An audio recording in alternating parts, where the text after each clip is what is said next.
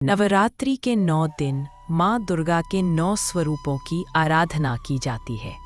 माँ दुर्गा ने 9 स्वरूपों में नवरात्रि के 9 दिन दैत्यों का संहार कर देवताओं को उनका अधिकार वापस दिलाया था और इसी नव दुर्गा के स्वरूपों की कथा सुनते हुए आज हम पहुँच गए हैं नवरात्रि के चौथे दिन।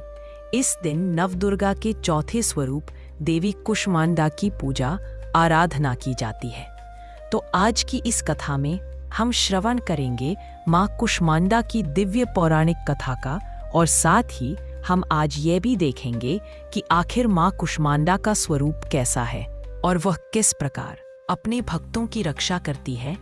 क्या पूजा विधि करने से माँ कुष्मांडा को प्रसन्न किया जा सकता है? तो आइए आरंभ करते हैं। माँ कुष्मांडा का स्वरूप अत्यंत ही दिव्य और अलौकिक है।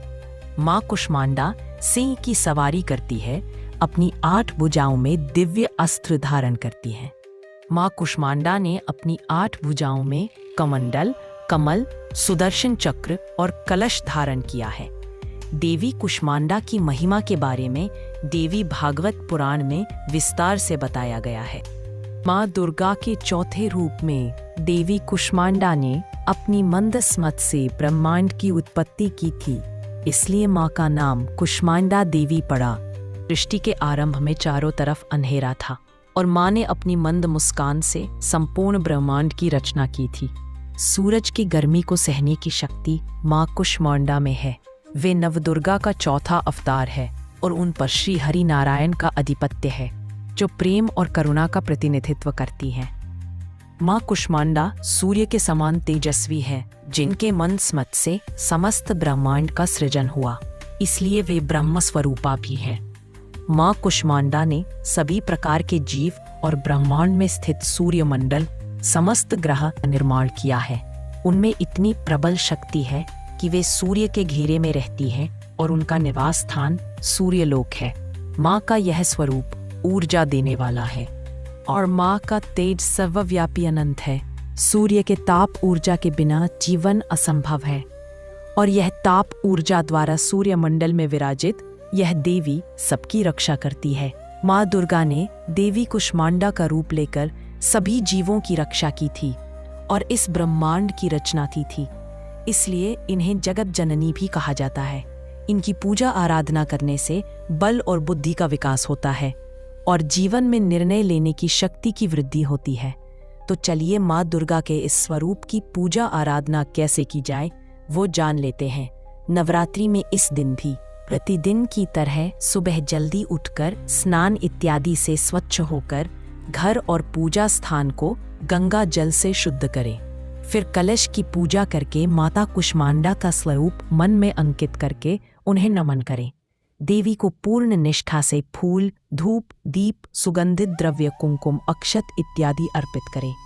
माँ कुष्मांडा को विविध प्रकार के फल, दही, हलवा और मिठाई का भोग अपनी क्षमता अनुसार लगा सकते हैं।